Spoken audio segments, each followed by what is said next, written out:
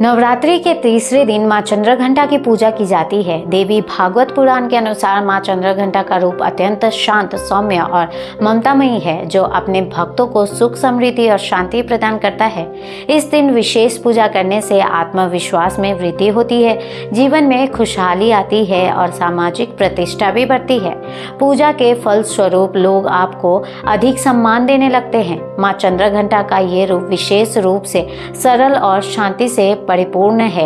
वे अपने भक्तों की समृद्धि में वृद्धि करने के लिए प्रसिद्ध है। मां चंद्रघंटा की पूजा से न केवल भौतिक सुख में वृद्धि होती है, बल्कि समाज में आपका प्रभाव भी बढ़ता है। मां चंद्रघंटा के मस्तक पर एक आधे घंटे के आकार का चंद्रमा स्थित है, जिसे उनका नाम चंद्रघंटा पड़ा। ये नाम उनके दिव्य रूप को दर्शाता है, जिसमें एक अद्वितीय तेज और ममता है। मां चंद्रघंटा का स्वरूप अत्यंत अलौकिक और भव्य माना जाता है। उनका रूप शांतिपूर्ण होने के साथ साथ उनकी शक्ति भी अद्वितीय है, जो हर क्षेत्र में सफलता और समृद्धि प्रदान करती है। मां चंद्रघंटा की पूजा से जीवन के सभी पहलुओं में सफलता प्राप्त होती है। विशेष रूप से इस दिन सूर्योदय से पहले पूजा करनी चाहिए, क्योंकि इस समय मां की विशेष कृपा प्राप्त होती है। पूजा में लाल और पीले गेंदे के फूल चढ़ाने का भी महत्व है, क्योंकि ये फूल मां की ममता और शक्ति का प्रतीक है। मां चंद्रघंटा के मस्तक पर अर्धचंद्र के आकार का घंटा स्थित है, जो उनकी महिमा और तेजस्विता को दर्शाता है। यही कारण है कि देवी का नाम चंद्रघंटा पड़ा।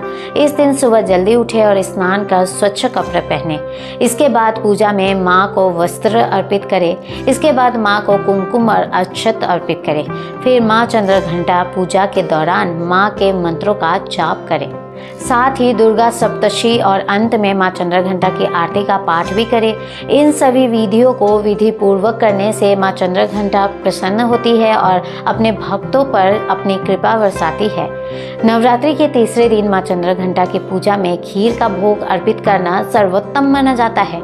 मां को विशेष रूप से केसर की खीर बहुत पसंद है। इसके अतिरिक्त आप लौंग, इलायची, पंचमेवा और दूध से बनी मिठाइयाँ भी मां को भोग के रूप में अर्पित कर सकते हैं। भोग में मिश्री जरूर रखें और साथ ही पेड़े भी आप चढ़ा सकते हैं।